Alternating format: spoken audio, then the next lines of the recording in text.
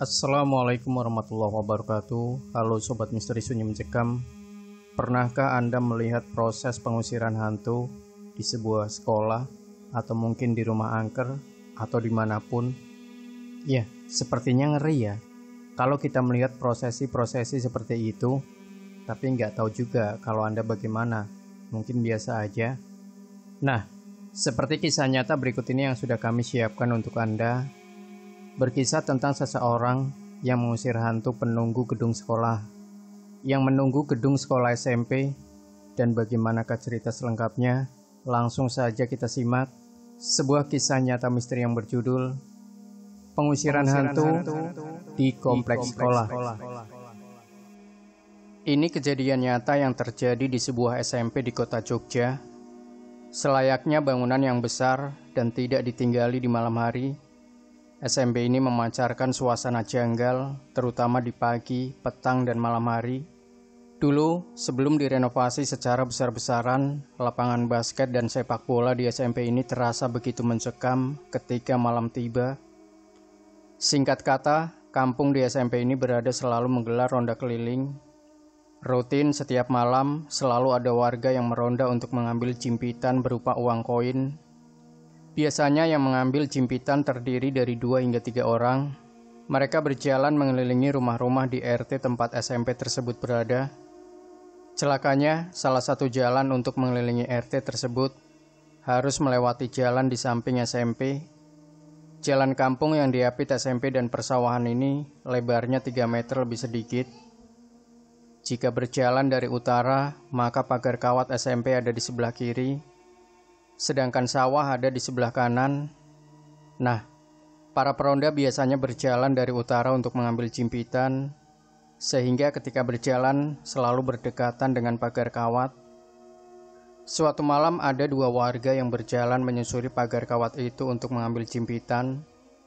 Waktu sudah menunjukkan pukul 11 malam lewat. Di sebelah dalam pagar kawat, manajemen SMP menanam pohon geladak. Saat itu tinggi pohon sudah mencapai 2,5 meter. Ketika kedua peronda sedang berjalan perlahan, tiba-tiba keduanya dikagetkan dengan tumpahan pasir dari atas pohon geladak tersebut. Keduanya disawuri pasir dari atas pohon. Bukannya lari, keduanya justru tertegun untuk beberapa saat. Penasaran, keduanya mendekati pohon yang dibatasi oleh pagar kawat. Ketika semakin dekat, keduanya bisa melihat batang utama dari pohon tersebut.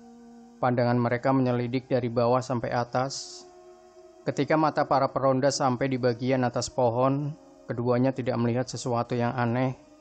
Padahal mereka sudah menyiapkan diri untuk dikagetkan oleh sosok astral di atas pohon. Ketika puas menyelidik pohon geladak itu, keduanya mundur beberapa langkah. Tepat saat itu, sekali lagi dari atas pohon, pasir dalam jumlah kira-kira 4 genggaman orang dewasa tumpah ke arah kedua peronda. Tak mau aneh-aneh lagi dengan menyelidik pohon geladak itu, keduanya ambil langkah 1000, lari secepat mungkin menuju rumah di sebelah selatan SMP. Setelah berlari beberapa saat, mereka baru sadar bahwa kalau ingin kembali kumpul di pos ronda, keduanya harus melewati jalan yang sama. Kejadian janggal yang kedua terjadi beberapa minggu kemudian. Kok ya kebetulan kejadian ini menimpa salah satu peronda yang diganggu oleh pasir tersebut. Jadi manajemen SMP menawarkan ke beberapa warga untuk kerja jaga malam, tidur di SMP, lantaran beberapa hari sebelumnya terjadi aksi pencurian. Kita sebut saja beliau ini Pak Sastro. Meski pernah mengalami kejadian yang janggal, Pak Sastro bersedia ketika ditawari pekerjaan jaga malam di SMP tersebut. Pada dasarnya Pak Sastro yang berparas tampan dengan badan penuh tato ini memang pemberani. Ketika muda beliau adalah salah satu gento yang disegani di kampung tersebut. Meski gento, pembawaan Pak Sastro terbilang halus, sopan dan murah senyum. Beliau pasti menggunakan bahasa Jawa kromo inggil ketika berbicara dengan orang yang lebih tua. Selama beberapa malam, Pak Sastro tidak mengalami gangguan. Atau mungkin beliau segan bercerita kepada bapak saya yang kebetulan menjadi perantara SMP dengan Pak Sastro. Namun kurang lebih 1 minggu jaga malam, akhirnya Pak Sastro gatal juga untuk bercerita kalau dirinya pernah diganggu. Jadi ketika patroli malam, Pak Sastro harus melewati barisan pohon geladak yang ada di dalam halaman SMP. Berbekal sebuah senter di tangan kanan dan kretek di tangan kiri, Pak Sastro berjalan pelan mengawasi situasi sekitar. Iseng beliau mengarahkan senter ke atas pohon geladak yang masih berukuran 1 meter lebih sedikit. Jadi posisi Pak Sastro tepat di bawah pohon tersebut. Ketika ia mengarahkan lampu senter ke bagian atas pohon, nampak seorang manusia dengan kulit hitam legam, berbadan begitu besar, memeluk puncak batang pohon yang begitu kecil. Secara logika, digelayuti manusia dengan badan sedemikian besar, pucuk batang yang mungil itu pasti patah. Kali ini beliau tak mau menyelidik pohon geladak itu lebih lama. Dengan langkah pelan, keringat dingin mengucur membasahi punggung dan jantung berdegup kencang, Pak Sastro masuk ke gedung sekolah. Di sana ada satu temannya yang sedang asik menonton televisi. Tak mau banyak berbicara, Pak Sastro langsung menelungkupkan badannya yang kurus ke atas kasur tipis dan mengerukupkan sarung menutupi badannya. Tidur beliau pilih untuk melupakan sosok besar berkulit legam bergelayutan di batang yang begitu tipis. Kejadian ketiga menimpa salah satu penghuni di SMP tersebut. Jadi SMP tersebut punya 3 Pak Bon. Ketiga keluarga Pak Bon dibangunkan, masing-masing satu rumah di bagian belakang SMP. Suatu malam, salah seorang keluarga Pak Bon tinggal sendirian karena suaminya sedang menghadiri keperluan di kampung, sedangkan anaknya sedang berada di luar kota untuk sebuah pekerjaan. Malam itu, sekitar pukul 12 malam lebih, sang ibu sedang menonton televisi. Tiba-tiba ada suara ketukan di pintu.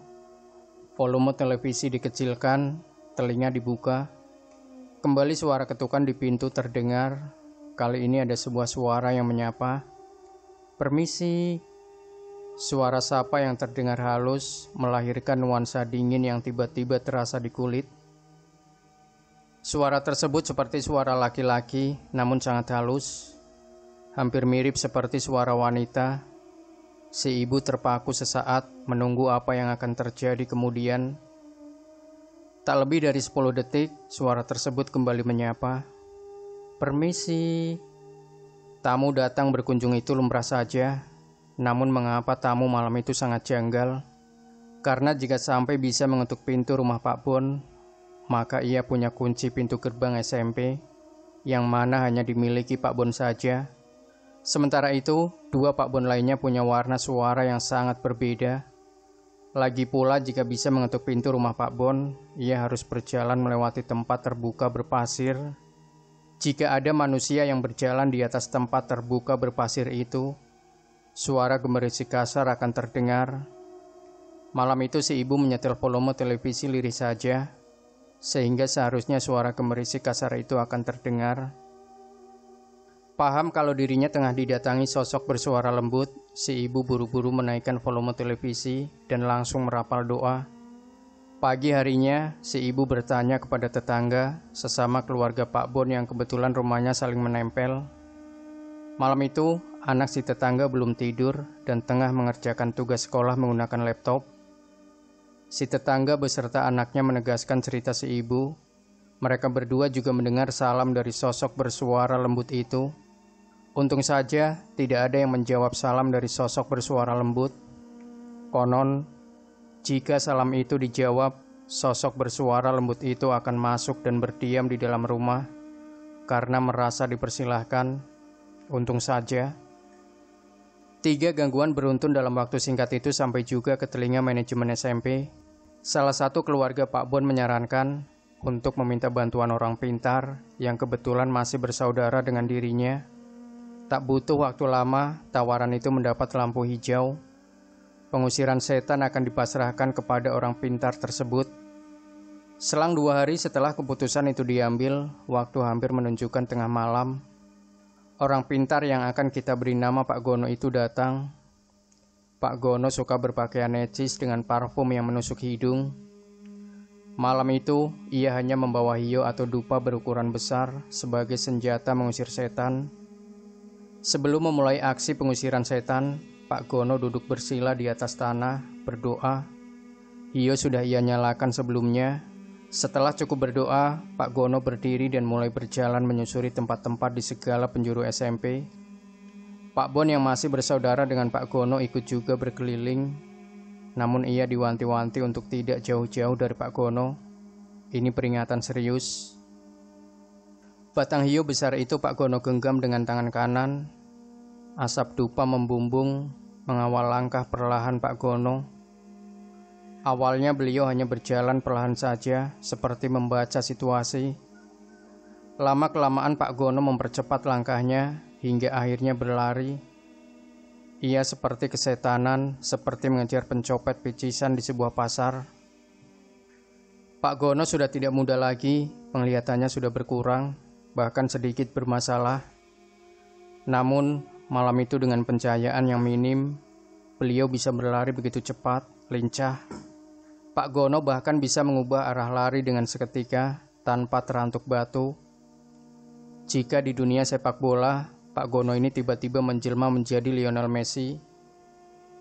Ketika ditanya kenapa berlari, Pak Gono menjelaskan bahwa ia tengah menggiring cukup banyak makhluk astral itu ke satu sudut di ujung lapangan basket sebelah utara. Pada suatu kesempatan, Pak Bon yang menemaninya berlari-larian melihat Pak Gono berhenti di dekat lapangan sepak bola. Pak Gono membuat gerakan merangkul dari sebelah sisi tubuh. Pak Bon itu berani bersumpah bahwa Pak Gono tidak merangkul siapa-siapa. Namun, ketika hiu dipukulkan ke sosok tak terlihat itu, suara buk buk buk jelas terdengar, seolah-olah batang hiu itu membentur tubuh konkret. Ada yang nakal, tidak mau digiring. Ya, saya tangkap dan marahi saja, kata Pak Gono menjelaskan. Kawanan setan yang digiring oleh Pak Gono itu dikumpulkan di ujung utara lapangan basket. Pak Bon lantas diminta menjauh saja. Tanpa pikir panjang, karena takut juga Pak Bon memilih menunggu di rumah saja, sambil mengawasi dari jauh drama pengusiran setan itu. Oh ya, lapangan basket dan sepak bola masih satu kompleks dengan deretan rumah Pak Bon. Jadi kejadian di atas lapangan basket itu terlihat dengan jelas dari rumah Pak Bon. Pak Bon tersebut setelah duduk di depan rumah menyaksikan dengan jelas Pak Gono seperti seorang pelatih sepak bola yang sedang memberikan instruksi kepada anak asuhnya ketika latihan. Pak Gono menunjuk-nunjuk memberi pengarahan kepada kawanan setan. Jadi dari jauh, Pak Gono seperti sedang berlatih teater, berlatih reading naskah seorang diri. Bisa dibayangkan, setelah puas memberi instruksi, Pak Gono berjalan gontai menuju rumah Pak Bon. Wajahnya terlihat tua dan lelah setelah menyelesaikan drama pengusiran setan. Kamu tahu, drama pengusiran setan itu dimulai sekitar pukul 12 lewat dan selesai menjelang subuh. Jadi Pak Gono berlari-larian selama kurang lebih 5 jam tanpa jeda. Dari mana beliau mendapatkan stamina super melebihi Cristiano Ronaldo? Kamu pasti bisa membayangkan jawabannya. Bahkan ketika duduk di samping Pak Bon sambil menyeruput teh hangat, Pak Gono mengaku sempat takut juga menghadapi begitu banyak makhluk astral dengan wajah yang rusak sedemikian rupa. Ada juga kawanan makhluk astral tradisional yang biasa muncul di film-film horor Indonesia. Silahkan sebut satu persatu, kemungkinan ada semua. Pak Gono sendiri menyampaikan bahwa saat itu para makhluk sudah dipindahkan ke beberapa tempat di luar kompleks SMP. Untuk para penunggu yang sudah lama berdiam di situ tidak diusir jauh-jauh, melainkan wilayah jelajahnya dibatasi hanya di dalam lapangan sepak bola saja. Mungkin sekarang mereka sedang menggelar Liga Champion alam goib. Begitulah drama pengusiran setan di sebuah komplek SMP. Pak Gono sendiri juga membuat sebuah pagar tak kasat mata yang insya Allah masih kuat sampai saat ini. Tujuannya supaya para kawanan tidak kembali masuk ke gedung sekolah dan mengganggu kegiatan belajar mengajar. Demikian Sobat Misteri Sunyi Mencekam, jangan lupa berikan komentar Anda, like, share video ini, subscribe channel Sunyi Mencekam, dan kembali nantikan cerita-cerita misteri terbaru dari kami. Wassalamualaikum warahmatullahi wabarakatuh.